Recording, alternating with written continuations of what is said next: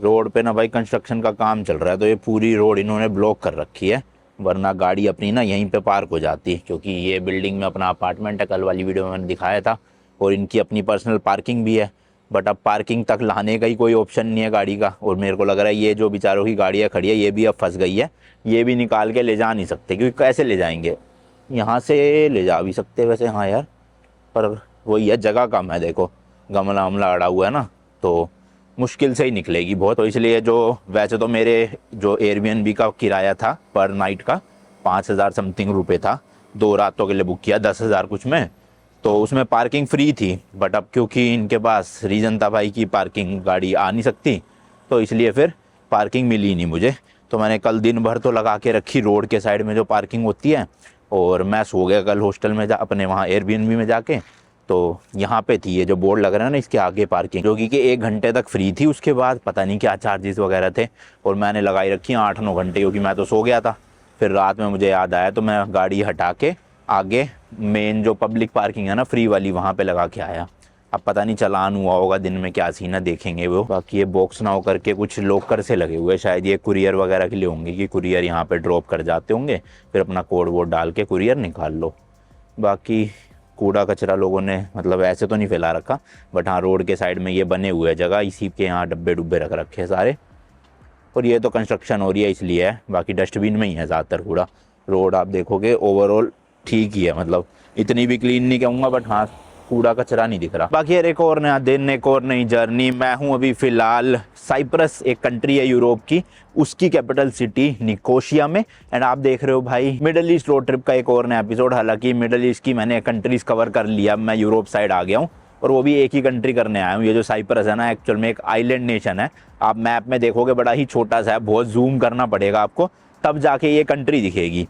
और वैसे तो ये कंट्री ना भाई एक्चुअल में 2 अलग अलग कंट्रीज़ में डिवाइडेड है, एक है साउथ साइप्रस, एक है नॉर्थ साइप्रस, बट पूरी दुनिया एक्सेप्ट टर्की इसको सिर्फ एक ही कंट्री मानती है, रिपब्लिक ऑफ साइप्रस, यानी कि जहाँ पर मैं हूँ नीचे साउथ वाली साइड। हालांकि बीच में बॉर्डर है दोनों कंट्रीज़ के बीच में, और जो नॉर्थ वाली साइड है उसकी भी पूरी स्टोरी बताऊँगा अच्छे से। तो उसको टर्की अलग देश मानता है, बट बाकी देश मतलब इंडिया भी उसको अलग देश नहीं मानती है।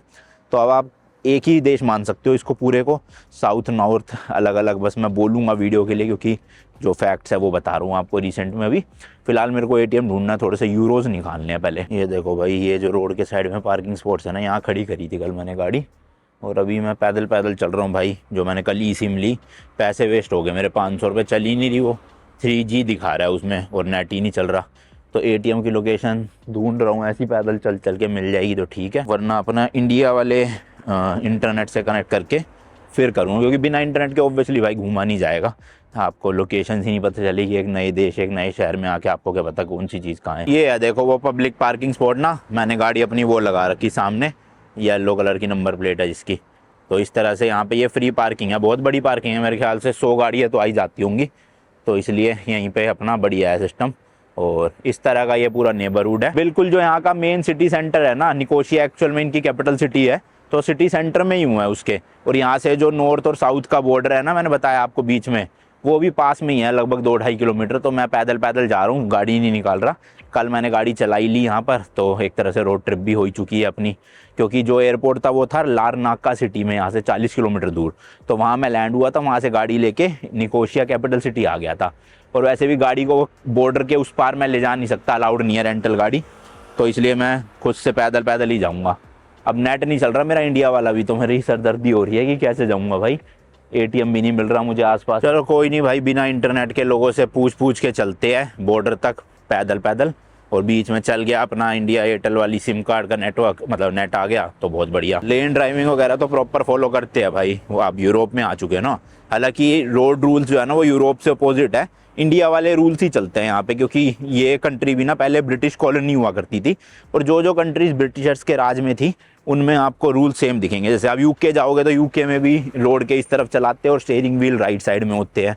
ऐसी इंडिया भी यूके के अंदर ही था पहले, मतलब ब्रिटिशर्स के अंडर, ये कंट्री भी ब्रिटिशर्स के अंडर थी। तो यहाँ पे रूल्स वगैरह आपको गाड़ी के इंडिया वाले दिखते हैं सेम। ये देखो भाई, ये ड्रेसेस की शॉप है, यहाँ पे सारी वाइट कलर की ड्रेसेस है। एक्चुअल में इस कंट्री में ज़्यादा ना रिलीजन जो है वो क्रिश्चियनिटी फॉलो करते हैं, तो ऑब्वियसली जो ब्राइडल डिज़ाइनर स्टोर्स है उनमें इसी तरह की ड्रेसेस दिखती है। जैसे ये भी एक ब्राइडल डिज़ाइनर स्टोर है, बट इसमें थोड़ा कलर अलग है, ये देखो ग्रे ब्लैक, पर है उसी टाइप की ड्रेसेस। और मेरे ख्याल जो दुल्हन होती है वो तो पूरा वाइट ड्रेस ही पहनती है, तो जो पीछे थी शॉप उसमें सारी वाइट ड्रेसेस थी। जैसे अपने इंडिया में लहंगे की दुकानें होती है तो ज़्यादातर लाल लहंगे दिखते हैं ना, यहाँ पे वाइट ड्रेसेस दिखती है वो सारी। बढ़िया लग रही है यार कंट्री तो, मतलब अच्छे से डेवलप्ड है। ये देखो सामने काफ़ी ऊंची ऊंची बिल्डिंग, हालांकि बिल्कुल है जरा सी कंट्री, मैंने बताया ना जूम करके देखना पड़ता है आपको कंट्री को, बट वैसे ओवरऑल अच्छे से ऑर्गेनाइज्ड है। बाकी ये फ्यूल स्टेशन भी आ गया, फ्यूल के प्राइजेस भी देख लो भाई। पेट्रोल 95 है 1289 का, यानी 1.3 यूरो लगा लो, मोटा मोटा 135-140 रुपये का। और डीजल है 1.389, ये और महंगा है भाई साहब, 150 रुपये के आसपास डीजल हो गया। अरे बहुत महंगी है यार यहाँ तो फ्यूल प्राइसेस। कहाँ मिडल ईस्ट कंट्रीज में 40-45 रुपये लीटर हुआ करता था, और यहाँ आके सीधा 3 गुना 4 गुना हो गया भाई। ये एरिया ना शायद से सारा ऑफिसेज वाला एरिया है, मतलब ये जितनी भी बिल्डिंग्स है उधर की सिर्फ तो सारी ऑफिसेज की लग रही है, और ये शायद से अपार्टमेंट्स वगैरह है। बाकी ये फ्यूल स्टेशन जो आपको दिखाया। अच्छा, बाकी साइप्रस एज अ कंट्री के बारे में बात कर लेते हैं। ये पूरी दुनिया में ना कंट्री भाई 154th नंबर पे आती है लैंड एरिया वाइज। जी हाँ भाई, इतना छोटा देश है। टोटल लैंड एरिया की बात करें तो अराउंड 9251 स्क्वायर किलोमीटर में ये देश फैला हुआ है, और यहाँ की जो टोटल आबादी है ना वो है केवल और केवल 13.7 लाख की। जी हाँ भाई, 13.5 लाख के आसपास लोग रहते हैं बस। कैपिटल सिटी जैसे कि मैंने बताया निकोशिया है, और निकोशिया सिटी में ही अराउंड 3.3 लाख लोग रहते हैं, तो काफ़ी मेजर पॉपुलेशन इनकी निकोशिया में ही है। तो रोड क्रॉस करने से पहले भाई यहाँ पे भी देखो इस तरह की मशीन है, इस पे बटन पे दबा दो तो फिर जैसे ग्रीन होएगी तभी आपको रोड क्रॉस करनी है। I take you in my video. So भाई यहाँ पे एक ये जनाब मिले हैं, मेरे हाथ में कैमरा देख के खुश हो गए कि यूट्यूबर हो। मैंने कहा हाँ, कह रहे इंडिया कहाँ से हो, मैंने कहा इंडिया से, तो बड़े खुश हो गए। ये भी एक्चुअल में एक इन्फ्लुएंसर है, ये रहते। So your nationality is UK or Greece? Yeah, I'm from England, my friend. England, okay. But my parents were Persian. Okay, yeah. But last 5 years I'm living in Mykonos and Athens. Okay, okay. But So I ये recognize you from before. I see you, and I was like, hold on, this guy came to England, yeah. but you came in your car, right? Yes, yes, yes. Scorpio and yeah. Bro, you are a तो very, भाई very बताओ good guy, yeah. कहाँ कोई जो English बोलते भी नहीं है वो भी पहचान गए मुझे कि दिल्ली टू लंदन किया था मैंने भाई। Delhi to London. या तो ये यहाँ का मेन मतलब ऐसे ही लोकल एरिया टाइप का है, बट बड़ा खाली खाली सा लग रहा है भाई, ज़्यादा भीड़ भड़क्का नहीं है यहाँ पे, इतने टूरिस्ट भी मुझे ऐसा दिख नहीं रहे। मैं तो भाई रेड लाइट पे खड़ा हुआ था, सही में खुद हैरान हो गया। जो बंदा मतलब हिंदी बोलता नहीं, हिंदी उसे समझ नहीं आती है, वो यूके से रहता, ग्रीस में है, आया हुआ साइप्रस में है, मुझे जानता भाई, सब्सक्राइबर निकला। हालांकि मतलब ऑब्वियसली मेरी पूरी वीडियोज़ उन्होंने फॉलो करी नहीं होगी, बट जब मैंने दिल्ली टू लंदन किया ना तो ऑब्वियसली वो यूके से है, तो काफ़ी सारे यूके वाले लोगों के पास वो वीडियोस गई होंगी, उनको समझ आया नहीं आया वो अलग बात है, पर गई तो होंगी है ना। तो उनमें से एक भाई ये थे, तो पहचान गए भाई, इंडियन बैकपैकर शक्ल से पहचान गए। मैंने कहा भाई क्या चल रहा है ये दुनिया में, है बिल्कुल ही एक वर्ल्ड के अलग से कोने में आकर लोग पहचान रहे हैं, और जो कि इंडियन है भी नहीं। स्ट्रेंज बात है ना बड़ी। बट वैसे अगर आप साइप्रस कंट्री को वर्ल्ड मैप में देखोगे ना तो भाई ये कंट्री मेडिटेरियन सी में पड़ती है, वो भी बिल्कुल ईस्टर्न पार्ट में, और इसके साउथ में टर्की पड़ता है, ईस्ट में ग्रीस पड़ता है, और मिडिल ईस्ट के काफ़ी पास है। एंड यही रीज़न है कि मैंने जॉर्डन से यहाँ की फ़्लाइट ली, क्योंकि एक तो 1.5 घंटे की फ़्लाइट थी, सस्ती भी थी 15,000 रुपये की, और अब मैंने कहा इस पार्ट में आए हैं जब जॉर्डन तक तो फिर साइप्रस भी कवर कर ही लेते हैं ना, वरना कब आना हो ना हो क्या पता। बाकी एक ये बैंक मिल गया भाई, तो यहाँ से निकलवा लेते हैं अपने यूरोज़। लेट्स गो, चलो। तो 500 रुपये के आसपास तो ये फ़ीस लेते ही है, इसलिए मैं थोड़े ज़्यादा यूरो निकाल लूँगा, क्योंकि मुझे फिर दुबई में भी काम है, तो दुबई में यूरोस चेंज हो जाएंगे। बस अब तो डर ये रहने लग गया भाई, कार्ड ही अंदर ना रख ले मशीन। जॉर्डन में हो चुका है, एक कार्ड मेरा फंस गया, ATM में मिला ही नहीं आज तक, अब ब्लॉक करना पड़ा। तो यहाँ ना हो, इंग्लिश चूज़ करते हैं भाई। तो भाई हम निकालेंगे 400 यूरोस। Let's go. कार्ड तो आ गया वापस, कैश भी हो रहा है अकाउंट, मतलब आ जाएगा, चलो बढ़िया। अब पैसों की तो दिक्कत नहीं है अपने को यहाँ पर, आराम से लो जी लो कर आते हुए 20-20 के 50-50 के यूरोज़ के नोट आ गए अपने हाथ में। यहाँ की जो ऑफिशियल करेंसी है इस वक्त यूरो जो है वो भाई 110 रुपये के आसपास चल रहा है, 108 या 110। तो मेरे अकाउंट से भी ये 110 रुपये पर यूरो कटा होगा, तो वही मोटा मोटा 45-46 हज़ार रुपये इंडियन करेंसी में निकलवा लिए मैंने। हालांकि यहाँ पे यूज़ होने नहीं है, यहाँ तो मैक्स टू मैक्स 4-5 हज़ार यूज़ होंगे, क्योंकि होटल सब कुछ मैं ऑनलाइन पे कर चुका हूँ। बट मैंने ज़्यादा इसलिए निकलवा लिया, दुबई से मुझे कुछ सामान लेना है, तो यहाँ से 100 यूरो निकालता, फीस उतनी लगती, उससे बेटर है थोड़े ज़्यादा निकाल लिए और अब यूरोस को वहाँ जाके दिरहम में चेंज कर लूँगा मैं। और जैसे कि मैंने बताया भाई आपको, जो ये साउदर्न साइप्रस का एरिया है, यानी कि ग्रीक साइड भी जिसे बोलते हैं, यहाँ पर मेजॉरिटी पॉपुलेशन जो है वो क्रिश्चियन धर्म को फॉलो करती है। और जो नॉर्दर्न वाला साइप्रस है, टर्की वाला साइड, वहाँ पर मेजॉरिटी मुस्लिम पॉपुलेशन है। ये भाई यहाँ का एक मॉल टाइप का है, बड़ी ही पुरानी टाइप की बिल्डिंग लग रही है ना, बट है वैसे ग्लासेस वगैरह प्रॉपर पूरे। एज अ कंट्री भाई काफ़ी महंगा है ये देश, क्योंकि यहाँ का जो मेजर रेवेन्यू है वो टूरिज्म से ही आता है और जीडीपी भी तगड़ी है भाई, अराउंड $34 बिलियन की जीडीपी है इनकी। हाँ, ये जो मैंने आपको 9,000 समथिंग स्क्वायर किलोमीटर का टोटल लैंड एरिया बताया ना, तो ये पूरे साइप्रस का एरिया भाई। फिर अब ये नॉर्थ साउथ अलग अलग बटा हुआ है, उस हिसाब से देखोगे करंटली जो अभी के टाइम पे 2026 में साउदर्न साइप्रस का पार्ट है वो है अराउंड 5,896 स्क्वायर किलोमीटर। तो मेजॉरिटी पार्ट साउथ साइप्रस में ही है अभी, बट काफ़ी हद तक अराउंड 40% देखोगे दूसरी तरफ है। ऑल्सो भाई साइप्रस एक डेमोक्रेटिक कंट्री है और यहाँ पर जो है वो एक प्रेसिडेंट है मेनली, मतलब डिक्टेटर नहीं है। यहाँ पर आपको उनकी फोटो और नाम लिखा हुआ मिल जाएगा। 2023 में ये प्रेसिडेंट बने थे। और इनके बारे में एक फन फैक्ट बताता हूँ कि ये पहले प्रेसिडेंट है यहाँ के ऐसे जो एक्चुअल में इंडिपेंडेंस के बाद जिनका जन्म हुआ। जी हाँ भाई, मतलब कंट्री को इंडिपेंडेंस मिला उसके बाद ये पैदा हुए थे और अब ये आज प्रेसिडेंट है। अब इंडिपेंडेंस की बात कर रहे हैं तो थोड़ा सा साइप्रस की हिस्ट्री की भी बात करनी पड़ेगी हमें। देखना भाई आर्किटेक्चर क्या मस्त है यहाँ का, बिल्डिंग्स का मस्त लग रही है ना। और यहाँ चल रही है भाई कंस्ट्रक्शन, तो थोड़ा शोर है, फटाफट से इस एरिया को क्रॉस करता हूँ फिर आपसे बातचीत करेंगे। ये पूरा भाई शॉपिंग स्ट्रीट है, यहाँ पे काफ़ी अलग अलग ब्रांड्स है, शॉपिंग वगैरह कर सकते हो आप। और ये यहाँ की लोकल बस है, तो पब्लिक ट्रांसपोर्ट भी है यहाँ पर। मैंने सोचा पैदल पैदल ही चला जाए, अच्छे से एक्सप्लोर भी कर लूँगा, आपको भी दिखा दूँगा।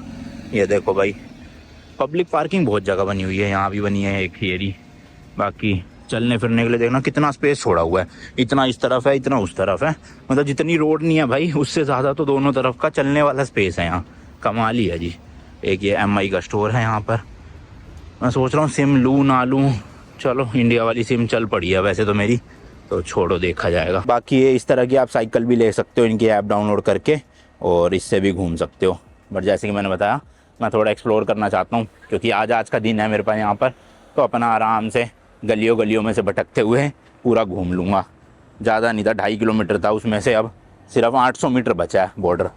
चलो भाई ग्रीन लाइट है, रोड क्रॉस कर लूँ फटाफट से। हाँ, तो 1571 से पहले ना भाई साइप्रस को कई सारे देशों ने राज किया।